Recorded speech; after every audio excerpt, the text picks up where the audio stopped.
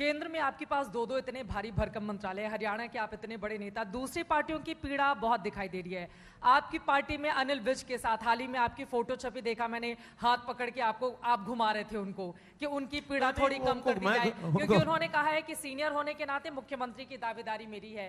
राव इंद्रजीत जी वो बोल रहे हैं कि मेरी भी दावेदारी है, अब तो एक साधारण कार्यकर्ता को भी मौका मिलना चाहिए। तो इनकी पीड़ा आपको दिखाई नहीं दे रही है मनोहर? देखिए 2014 में जब मैंने चुनाव लड़ा पहली बार जी करनाल में, मुझे आप जैसे मित्रों ने पूछा कि मुख्यमंत्री के दावेदार तो 8-9 हो गए हैं बीजेपी में, कौन मुख्यमंत्री बनेगा? मैंने कहा बस 8-9 ही। बोले क्या मतलब?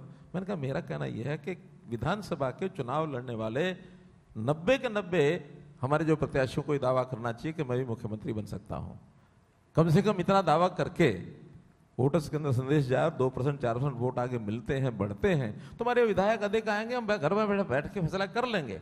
हमारे यहाँ प्रक्रिया है मुख्यमंत्री कौन बनता है कौन नहीं बनता। उस समय तो कोई ऐसा मेरे बारे में ये भी नहीं था कि ये मुख्यमंत्री होंगे। आखिर तो विधायक दल की बैठक हुई, पार्लियामेंट्री बोर्ड की बैठक हुई, हमारे सीनियर नेताओं ने ही नाम प्रपोज किया, उसके बाद सर्वसम्मति से मुख्यमंत्री बन गए। अगली बार चूंकि मैं पहले से मुख्यमंत्री था इसलिए नाम घोषित करके बने। इस बार नायब सिंह सैनी को मुख्यमंत्री बना दिया गया है, उनके नाम को घोषणा करके वो कर रहे हैं। इसलिए जहां मानो चुनाव के समय में नहीं कोई मुख्यमंत्री होता, मानो विपक्ष से हम सत्ता पक्ष में आने वाले हैं, उस समय मुख्यमंत्री का दावेदार नहीं होता, उस समय बाद में ही करते हैं। लेकिन जो चल रहा होता उसके नाम से करते हैं। मनोहर लाल जी, आप कह रहे हैं कि नायब सिंह सैनी सीएम रहेंगे अगर सरकार बनेगी, जैसा आप दावा कर रहे हैं, लेकिन दुष्यंत चौटाला और अभय चौटाला दोनों कह रहे हैं कि चाबी हमारे पास है, इस बार मुख्यमंत्री हम दोनों, दुष्यंत भी कह रहे हैं मैं मुख्यमंत्री बनूंगा और अभय चौटाला भी मुख्यमंत्री बनने की बात कर रहे हैं, क्योंकि पिछली बार भी चाबी तो दुष्यंत चौटाला के पास थी।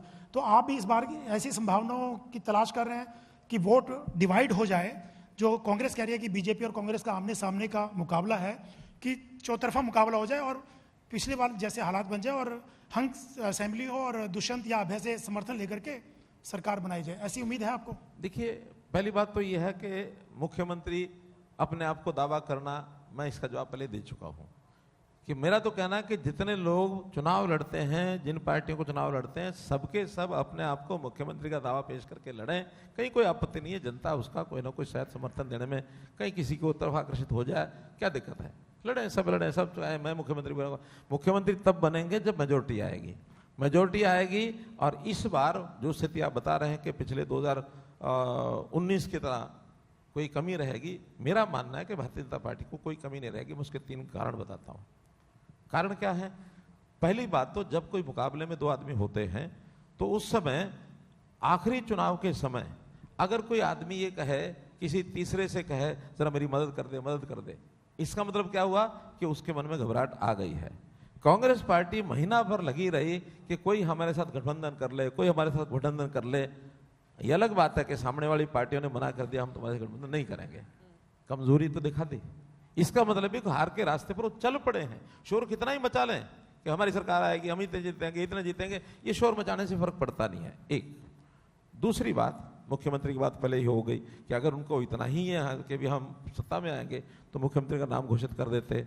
दूसरा, तीसरा और एक फैक्ट है जो लोकसभा के चुनाव में इस समय में बड़ा अंतर है, वो ये है कि हमारा हरियाणा का इतिहास 1966 से लेकर 2024 तक 78 साल हो गए हैं।